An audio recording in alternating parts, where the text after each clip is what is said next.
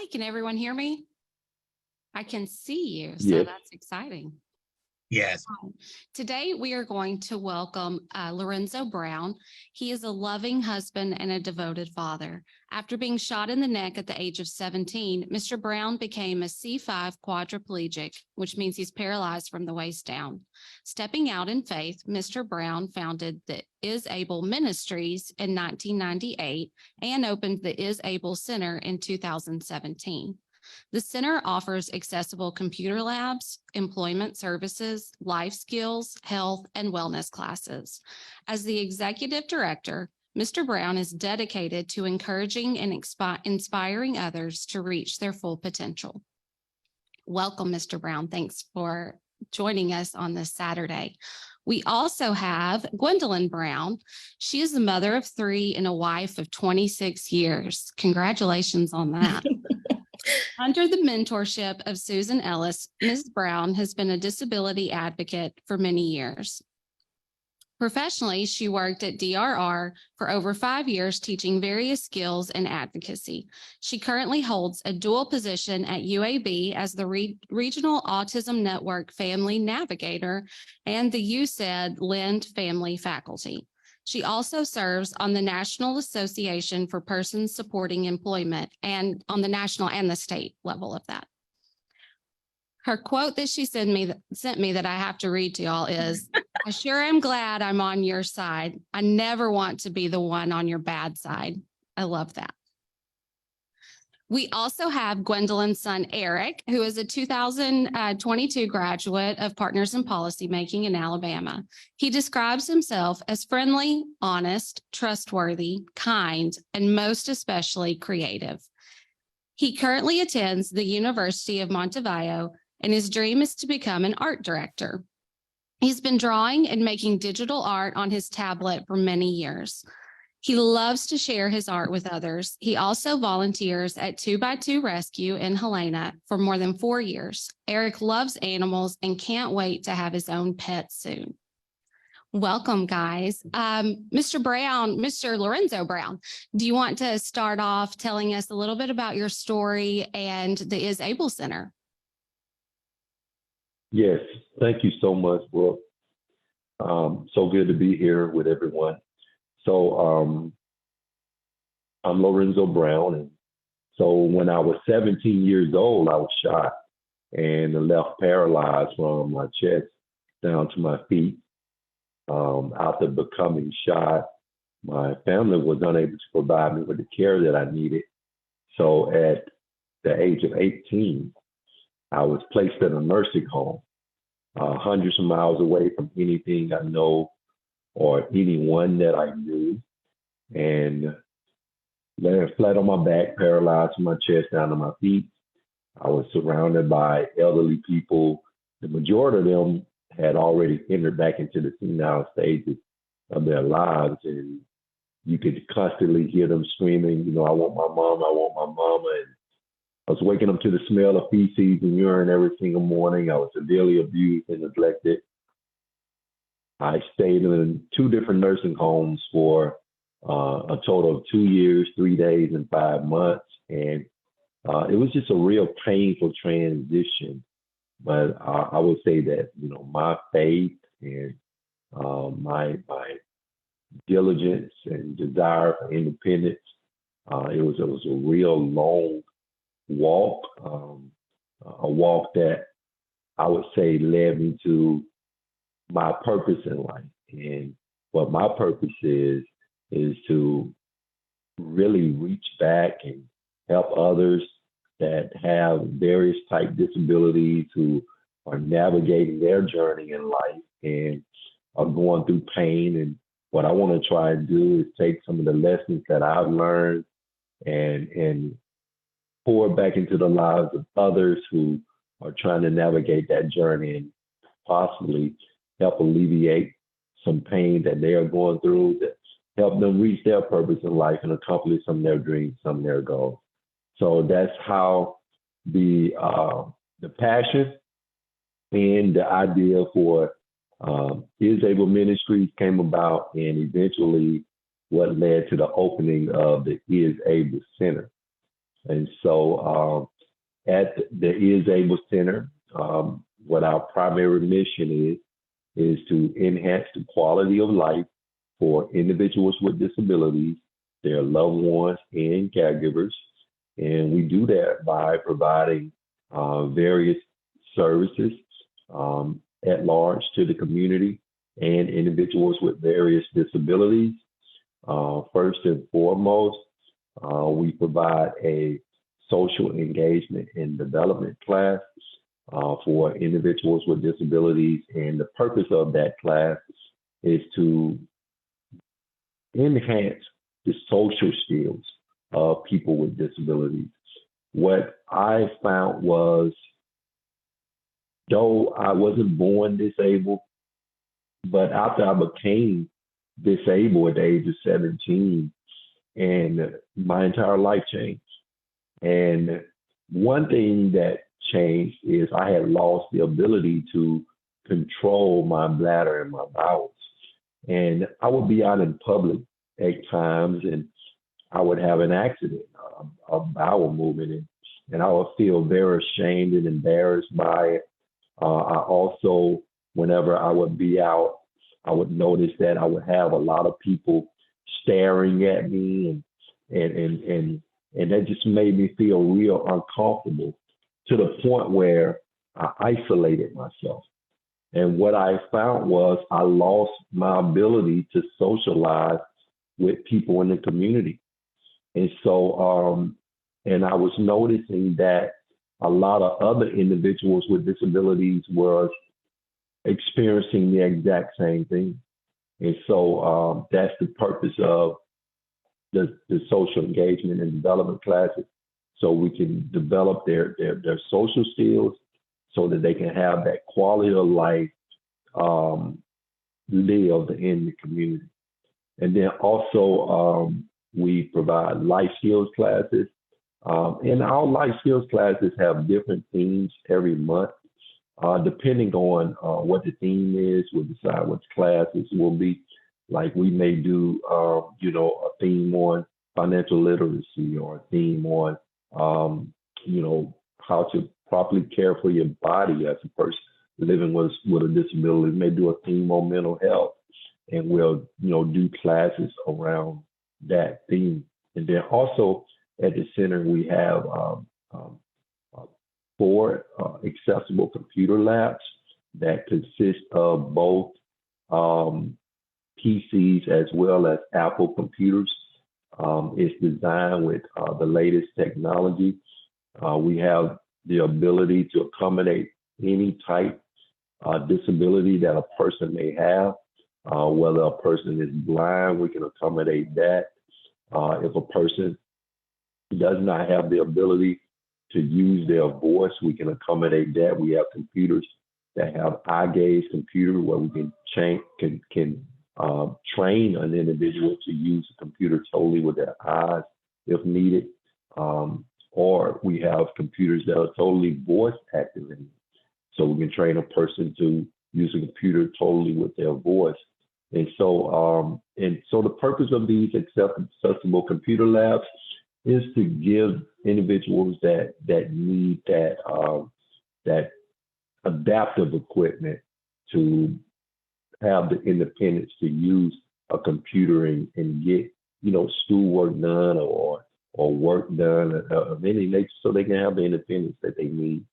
And then lastly, we have a partnership with the Alabama Department of Rehabilitation Services, by which they send referrals over to us to assist individuals with finding competitive employment within the community.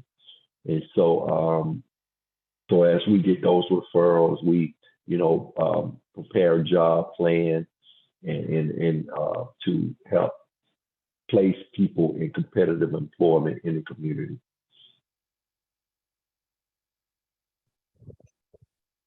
Thank you so much. Erech, do you want to share a little bit about your story? Maybe some of what you did in Partners last year? I do remember, like a couple of years ago, I help with the helper. Her name is Jenny, because she is so nice that help me to learn, get like more experience and more knowledge. We have give like good wisdom. She she's very nice to me, and I help it teach me how to meet with them and join a good activity. After I graduate, PIPA and partner policy making, and now she she's very she give me like more knowledge and wisdom and fully understand, because I able to learn how to figure out all by myself. And now I joined like another organization called IEG for Interactive Advisory Group Program. It's like another organization I never tried, but I did. That's amazing. So I want to point out to everyone Erech's background. I have looked at his art to prepare for today, so I recognize that it is his. Can you tell us a little bit about what inspires you, or maybe a little bit about your process for the art that you do? We're also, while you do that, we're going to show everyone some of the art that plays on your website, which we will link. His website is amazing. I have to say that I really love your pictures where you do a night sky, and I really love the rich colors that you have. So tell us a little bit about your creative process.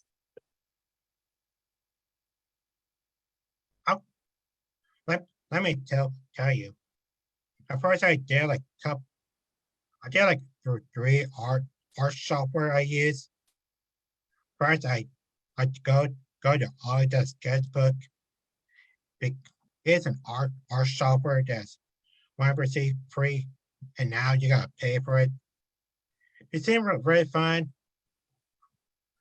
I've been using it on a drawing tablet, but it was very hard for me using a stylus. I always kept looking down and looking face up. And now I use on a drawing tablet from a webcam. That is only I use is on a computer. Will help me focus on drawing on a screen.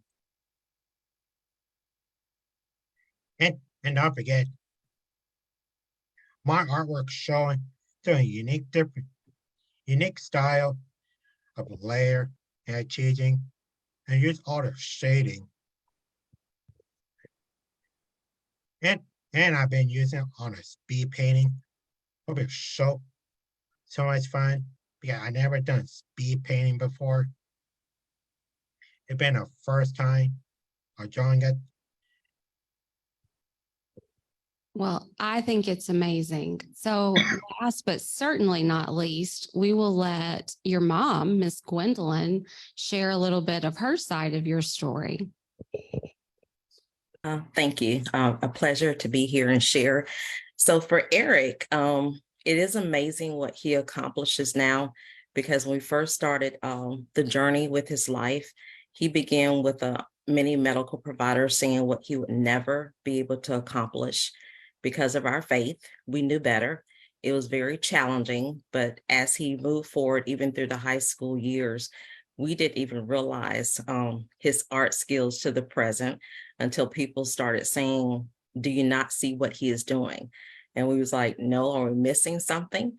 And when we finally looked, there was so much art that he was doing that he didn't share with us, that we knew we needed to press forward. Although he does own his business now, and that came from him going through the process. Of course, he's connected with the Alabama Department of Rehabilitation Services. And many individuals, have shared that the process, it can be pretty challenging at times, but we also know that he has skills that many individuals are not willing to give him an opportunity to show those skills, because when they find out that he has autism, They kind of set back, they show interest at first, and then they find their way of saying, no, thank you, we're not going to hire you at this time. We found another qualified participant. So his dad and I decided to become creative with his support, with his heart's desires. And through the Alabama Department of Rehabilitation Services, they connected us with someone who is with University of Alabama that helped individuals who are interested in beginning a business. So we started that journey with him. And that is how his business came to be. He still participates with Alabama Department of Rehabilitation Services, because we know, just like with anything, when you're starting a business, which he's had this one for a little while, he also needs money to pour into it.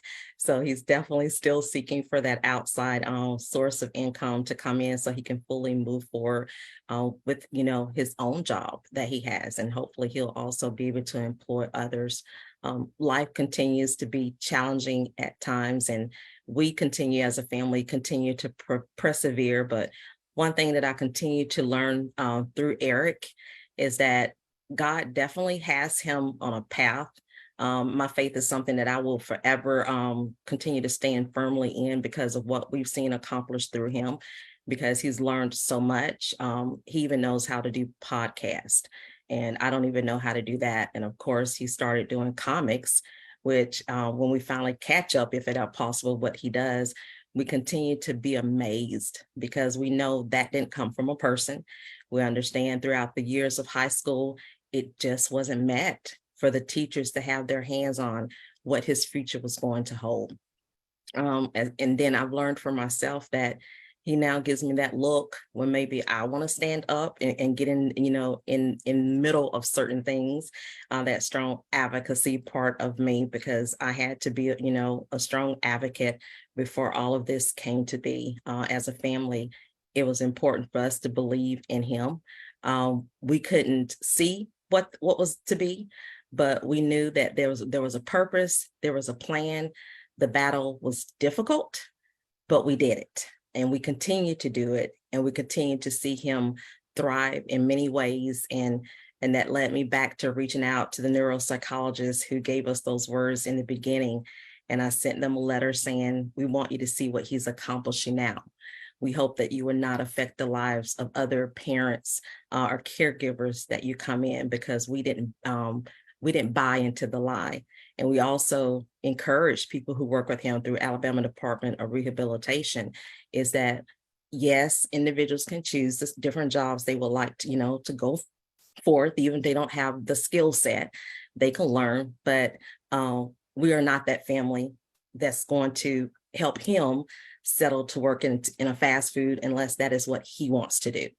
We're not going to be that family that settles for him picking up trash on the outside unless that is what he wants to do, because he has a lot to offer the world.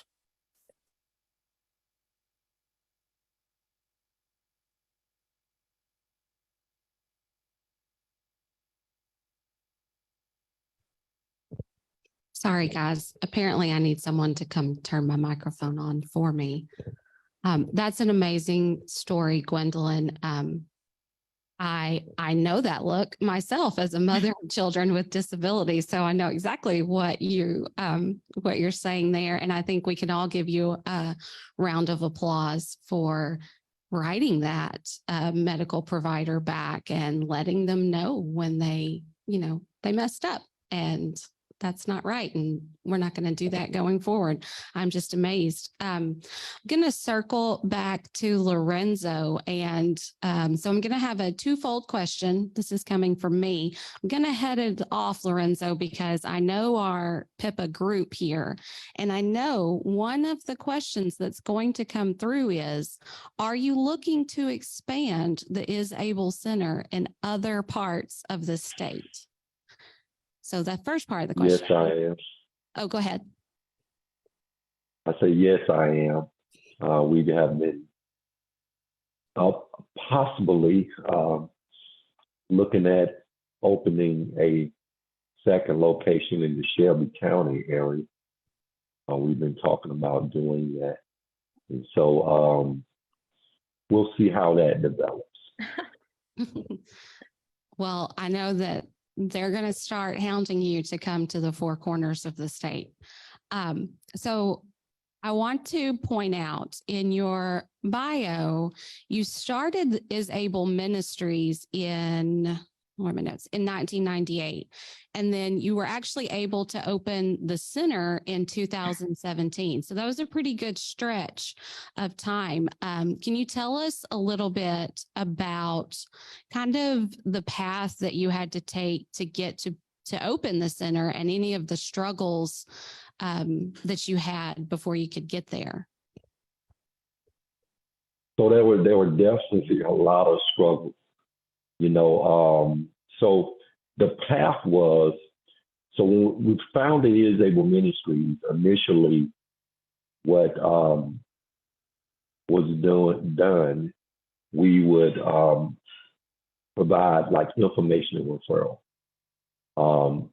share with individuals who were injured or newly injured about different programs and services that was available to help them get medical equipment and supplies, caregiving needs in the home, you know, things that the typical person with a disability would need to be independent or attempt to be independent. And so that's how it started. And then also I would, you know, travel and speak a lot at different, you know, churches and organizations and businesses and over the years. And so what I would do, I had a journal that I would keep with me. And as an individual who lives with a disability, I had to take advantage of the various programs and services myself in the community to get caregivers that I needed and equipment and supplies that I needed so that I could, you know, take care of my daily care and needs and have an independent life as well. And so I took advantage of all the various services in the community. So I would write down in my journal things that I also felt that other services that needed to be there for people with disabilities. And so like for example, when I was in college at UAB, I didn't have access to a computer. So I remember going to the library to use the computer. And when I went inside of the computer lab, it was not accessible for me. There was the standard table, the standard computer, the standard mouse. My wheelchair couldn't get up under the table. Because I don't have the use of my fingers or my hands, I couldn't use the mouse that was there. And while the attendant was very kind and nice to assist me, but after you called them 5 or 6 times, they started, you know, you started getting that look like, you know, there are other people in here that I got to help too. And so I remember writing down in my journal, accessible computer labs that are designed to meet the needs of people with various type disabilities. So that's why when you come into the center now, you'll see all of this technology and accessible computers with adaptive equipment that can meet the needs of various, you know, people with various type disabilities. So that's how the many of the ideas just kind of came about. But yeah, the challenges, there were a lot of challenges. And you know, go back to what Ms. Brown was saying about Erech, you know, starting his own business. Well, probably the 2 biggest challenges are going to be, you know, you're going to need the finances to do it, and you're going to need the people that can get behind you and help you do it. And so those were my 2 biggest challenges as well. And so once I was able to acquire the funding and also get the necessary, you know, help behind me to open those doors, then at that point, you know, Erech, Gwen, everyone else who's listening, it was just really a matter of me getting past my own fears to say, you know, I'm just gonna do it and see what becomes of it. And so just stepping out on faith, I was just opening doors, and so here we are. Actually, in about a week or so, we'll be celebrating 6 years of opening the Is Able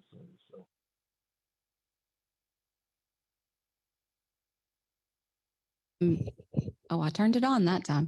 That's amazing. Congratulations on that anniversary. Can you think of a success story that's come out of the Is Able Center, especially with the computers, since that's kind of what brought it to fruition?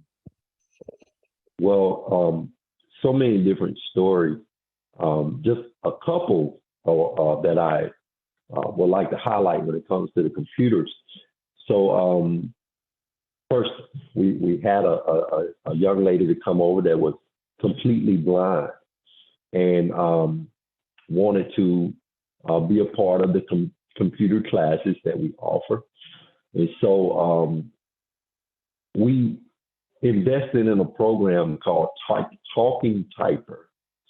And this program, can assist individuals who are completely visually impaired, with being able to type and use the computer. And so when I look at the video of her using the Talking Typer, and to watch an individual that's completely visually impaired, looking at the screen, typing as if they can see, and you'd be sitting there thinking like, can she see, But the Talking Typer really enabled her to be able to type and have the independence to use the computer like a person that was not visually impaired. And then also a young lady who has very limited abilities with her arms and her hands. Mostly only has the use of her head. We brought her over. We tried her out on several different things. We tried her out on the voice, but she really didn't like learning the different prompts and everything that comes with the voice. It's a lot to memorize. She didn't like using the eye gaze with the computer, controlling the computer with her eyes. So we had to kind of figure out some things. And so we developed this hat. Literally went and bought a hat and got some duct tape with a pencil and taped a pencil to the front part of a hat and built a stand where she can type with her head using a pencil. And so, we, just being creative and to watch her be able to sit there and type and use the computer using that hat with a pencil taped to it was pretty amazing.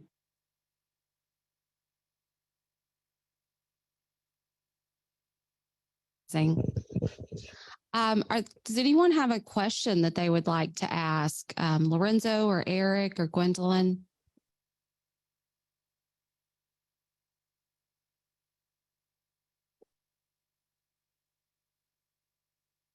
Are there any in the chat? I have a question for Gwendolyn. What was the response from the doctors after you reached out? Actually, they didn't respond, which was okay with me. I wanted to make sure that they received it, but it also didn't stop there because all the medical professionals that we even came in touch with throughout the years, I became very strong-willed as an advocate to address matters straightforward, directly, because I wanted them to remember me when I walked out that door. So when they came back in contact with me again, I didn't have to speak. They would speak with my son. Another question, kind of a follow-up for both Lorenzo, Erech, and Gwendolyn is sometimes in speaking with individuals, I've heard kind of like an aha moment in their self-advocacy, like a confidence in themselves where it comes to a point where it's like, no, this is happening. I'm standing my ground here. Lorenzo, we'll start off with you. Is there an aha moment that you can really think of in your self-advocacy? Are we talking about like finding my voice, my confidence in myself? Yes, sir. Okay. I tell you, I had what I would call a life-changing moment for me. I was asked by my pastor to lead a men's Bible study. And this men's Bible study was starting at 6:30 a.m. in the morning.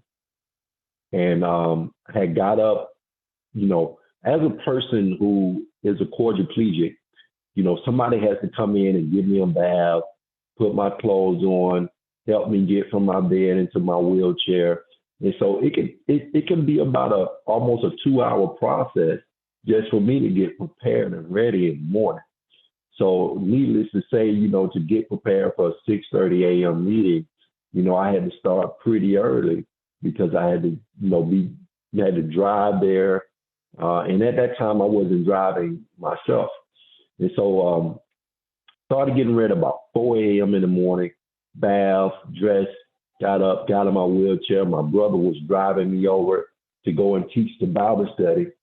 And we're 15 minutes away, Alex, and I had a bowel accident.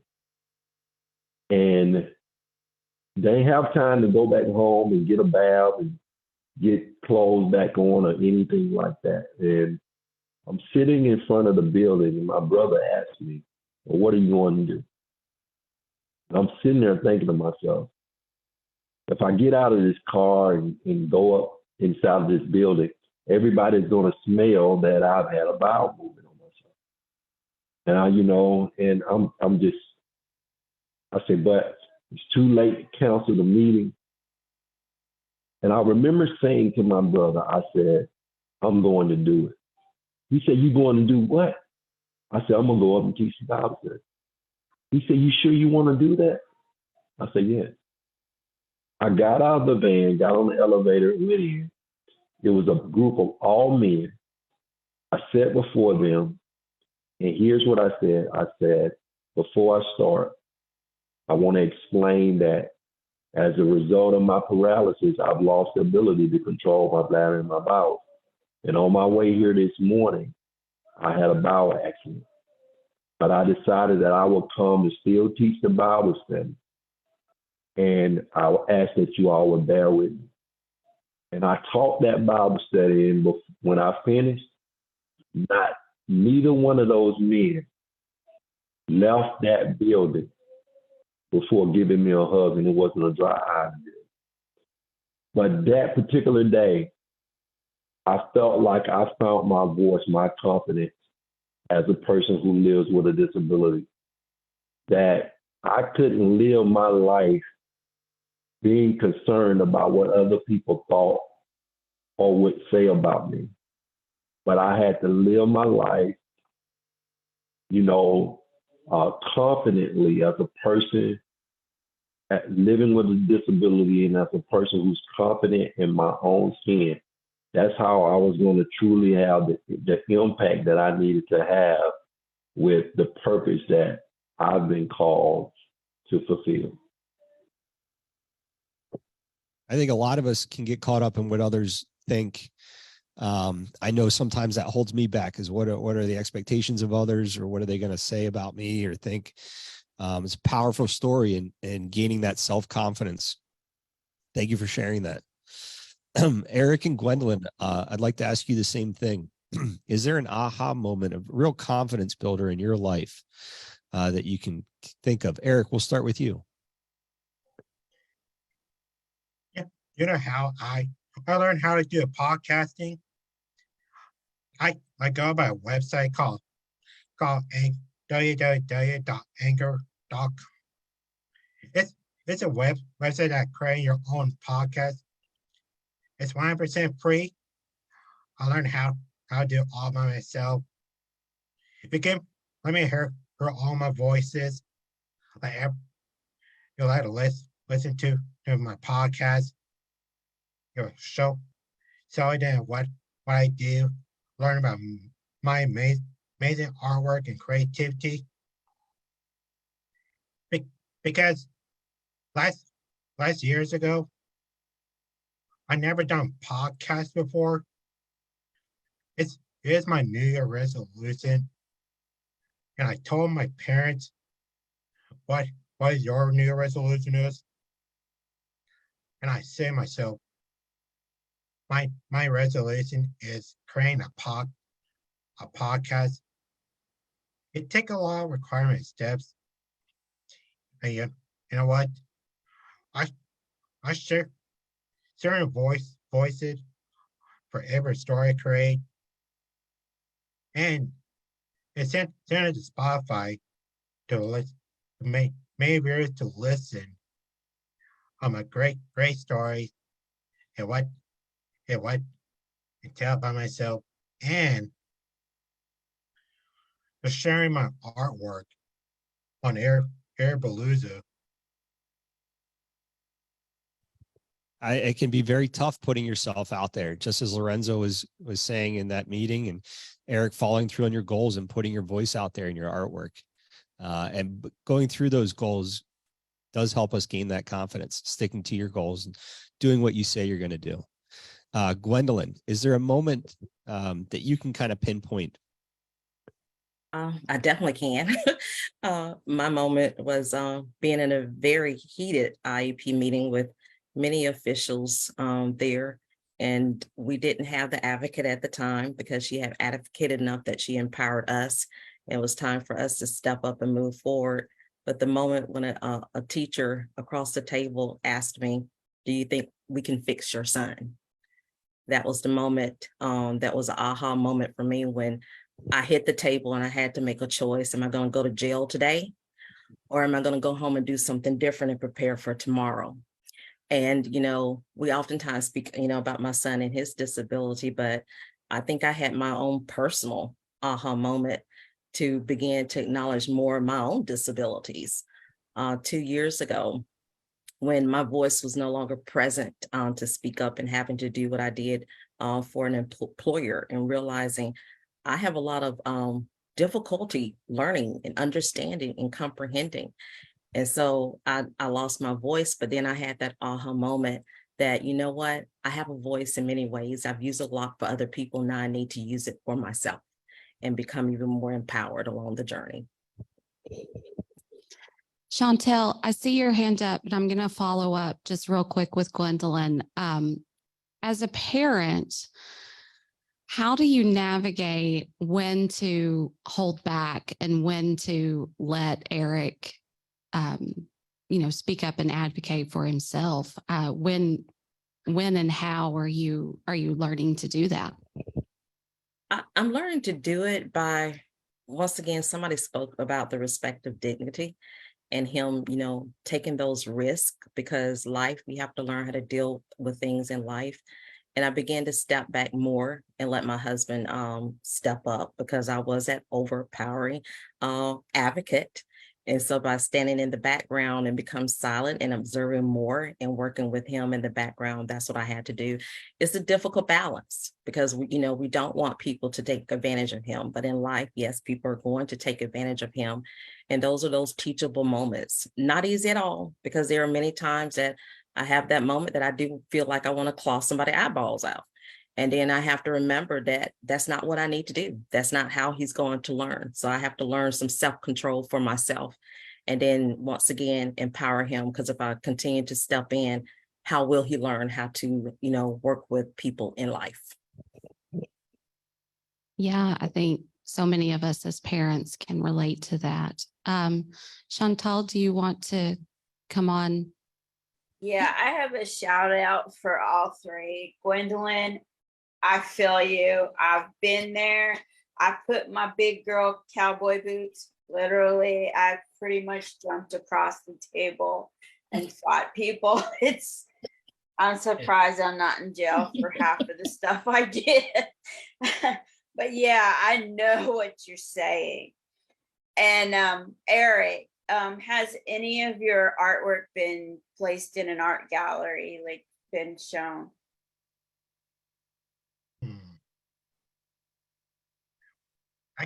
I can say that we've been doing like a lot of artwork, and my dad I think another plan. Another plan is do like a market planning. That would take another step to showing all my artwork when I copyright for the art gallery would be very important. Yeah, I volunteered in art gallery, and it would be so refreshing to see your art there. I mean, I'm really impressed with what I see. Keep it up. Um, Thank you. Lamar, I met you in July at Full Life Ahead camp, and I was so impressed with your story. I think everybody was moved to tears. I mean, just what you're telling here is just really humbling compared to the story you told us. Just amazing. So, I mean, I admire all three of you. I just want to let you know that. Thank you for speaking you. to us. Thank you. Thank you. And I'll add for the participants, everybody has a goal during this PIPA class. And so think about those goals with our presenters here today and how we can learn from them and maybe some insight that they could have for us. Yeah, I really liked Lorenzo's story where he said that he had the notebook and he just wrote down everything that came to mind. I think, wow, that's such a great thing for anyone to do, especially those of us that live in the disability world. I do want to mention, because if I wait until the end, I will forget. Mr. Brown has 3 books that he's written. Mr. Lorenzo Brown, I'm so sorry, I keep doing that. He has 3 books that he's written, and he has also been featured on Alex Alabama Care podcast numerous times. So if you want to learn some more about his story, you can find him in lots of places. I want to circle back to Erech. In your bio, you talked about volunteering at 2x2, which is at an animal shelter. And so you talked about the steps that it took in your podcast and how it took steps. There was also some mention of that at the animal shelter. So how did you use what you learned working with the animals to be able to share your art and with your podcast? How did working there help you? And are you still there? And have you gotten a pet yet? Yes, I did. We did got a pet. Her name is Dorothy. She is in a toy and shepherd mix. Yeah, I'm gonna say that we got her from December. We got another house. When did we get her? She's a very interesting dog. Like couple make that a month ago. We had the dog on the list for around the neighborhood. Been doing like for all night. And now see, it became our new foster dog.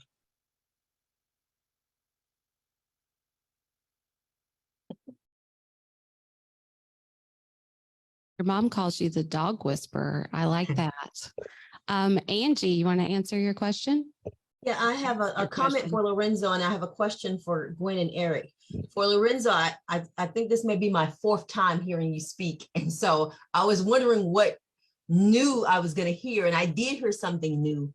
And I just appreciate that, is that, no matter how many times we hear someone speak, they may reveal a different story that expresses something completely different. And I really value what you shared today, because no matter who we are, whether we're neurodivergent or neurotypical, we all struggle with expressing our vulnerability or letting other people see that we're vulnerable, and that we don't always have to be strong in all scenarios and situations. And so I really appreciate your sharing that, because, as a parent of a child with a disability, you always have to be you always have to be in the driver's seat. And so that is, it's okay to be vulnerable and ask for help. So I really appreciate that. And so that kind of segues into my question for Gwen and Erech, and that at what age did Erech get in the driver's seat? At what point did you let him? And Erech, when did you start to express that interest and like, I can speak for myself? I would say driver's seat. We began that process in high school because he had such an amazing team that he worked with. So he needed that confidence level to be built up. And then when he transitioned out of high school, I think, his mentality was catching up to the point that when I would go to say something, he would say, Mom, I've got it, Mom. And I was like, okay, I need to step back.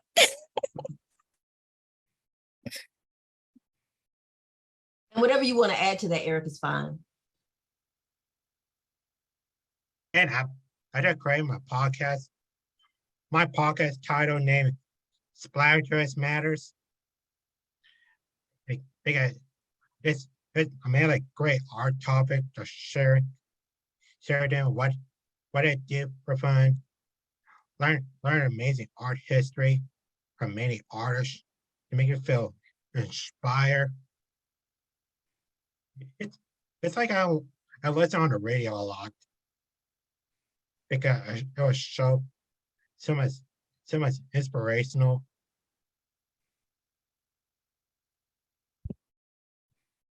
Okay. Thank you all. Angie, you took some of the words out of my mouth there. That was a great question. Thanks. So I just noticed with the three of you, your faith is a big part of your story. And a lot of us can appreciate that. Can you talk a little bit about ways that you found to get through the hard days and ways that you keep your purpose at the forefront of your mind?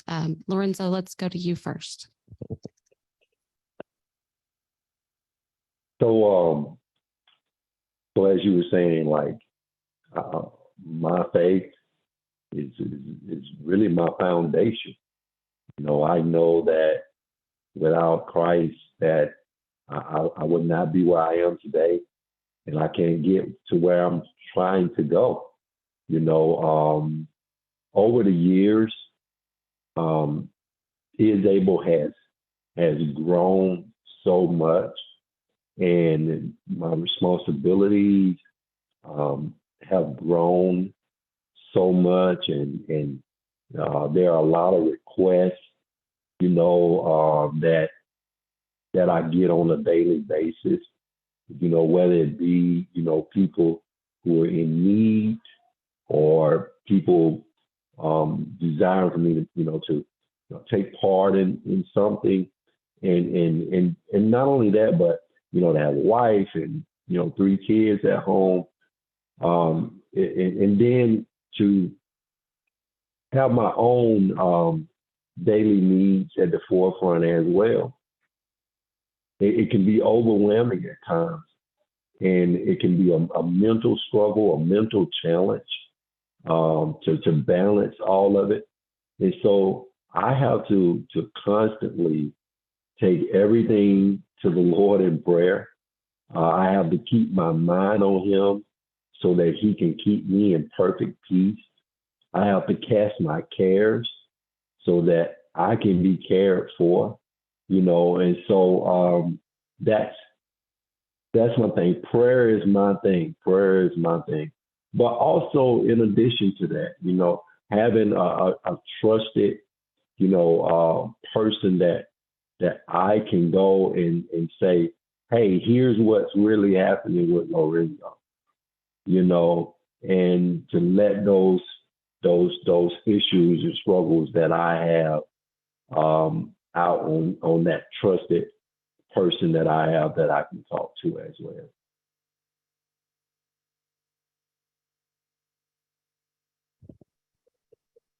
Erech, what keeps you positive?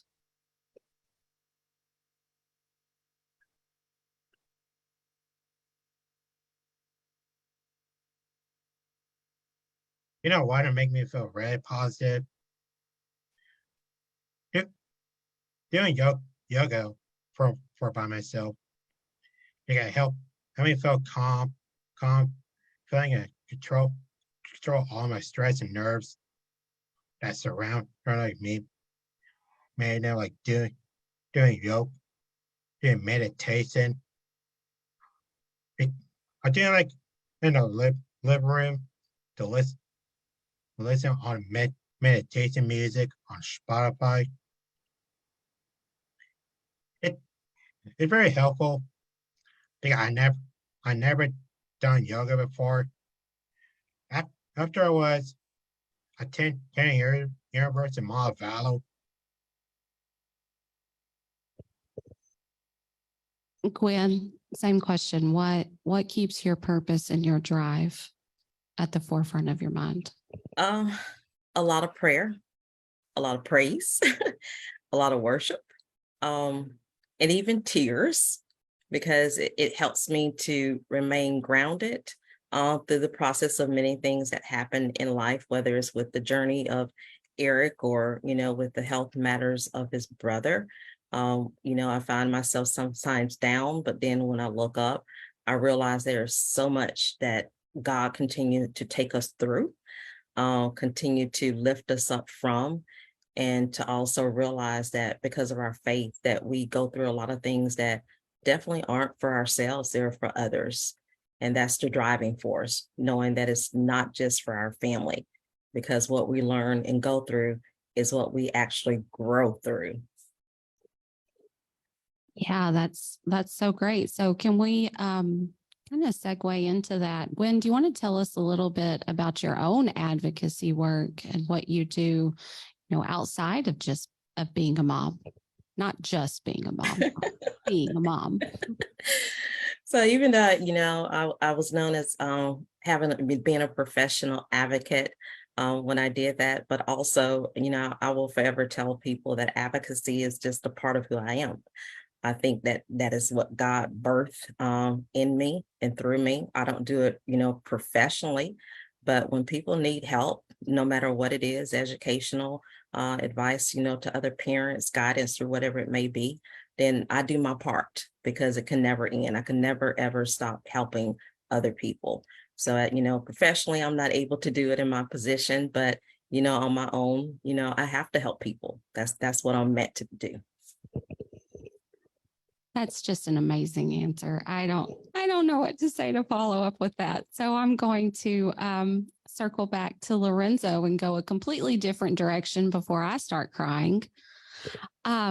Lorenzo, how many people are you serving at the Is Able Center now? And how many community partnerships do you have?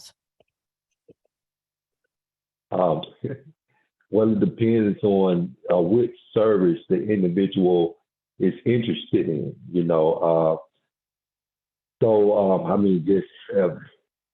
we had 30 people in there Thursday morning doing computer training classes, and they had various type disabilities. We had people with autism, intellectual challenges, physical challenges, all in doing computer training classes just on Thursday morning.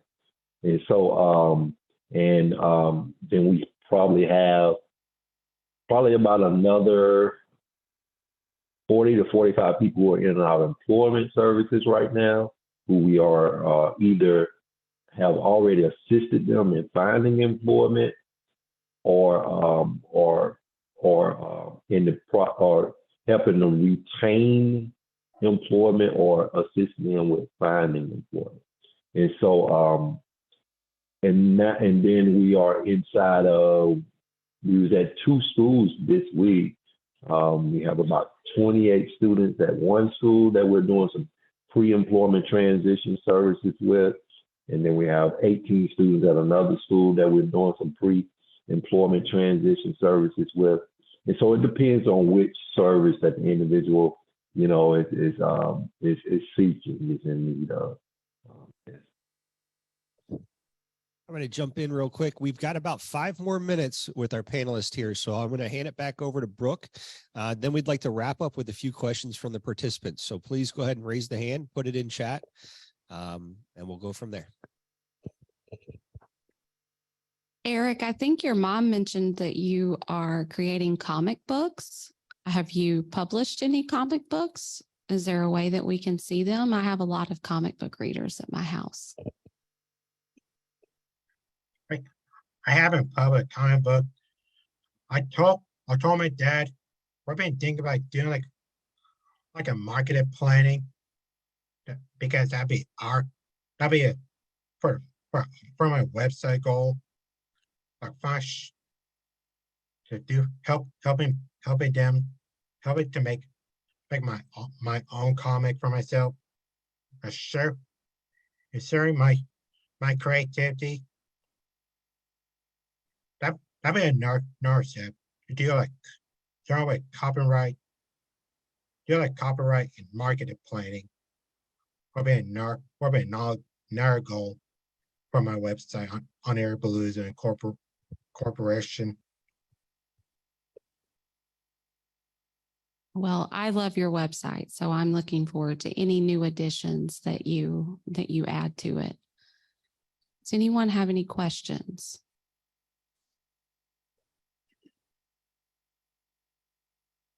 Well, Lorenzo, I know that a few of our participants have heard you share your story before, but this was actually my first time. And so I just wanted to thank you for your honesty. And I know it was mentioned earlier, just having the courage and the faith and the fortitude to share the hard parts of your journey. But I know that you're making a big impact on the state, and I'm sure out of the state also. So thank you. Thank you for coming on and talking to us today. And I know I'm going to go listen to some of the podcasts that I haven't heard about your story. Gwen and Erech, I think you two are just amazing. I've loved getting to hear from you both today. Erech, I can't tell you how much I love your art. I love when you do the night skies. Gwen, you have just been a real inspiration as an advocate and especially as a mom and a parent, and just your positivity and the love that you have just comes through in everything when you speak. So thank you. Thank you all. Thank you. Thank you. Anybody want to say anything? I think Alex is going to jump on. I just want to say thank you to our panelists. Very powerful stories, very powerful people, leading by example in the community. And, you know, they're here with us today, spending an hour, a little bit more, very appreciative of that. But I also know that they would not be offended if we reached out to them with questions after this. So, you know, these are powerful people. And as we go through our journeys and, you know, our PIPA session, I think we should take advantage of this. So please write down the contact information and don't be afraid to reach out. At this time, we're going to go ahead and wrap up. And what we'll do is there anything you want to say for next PIPA?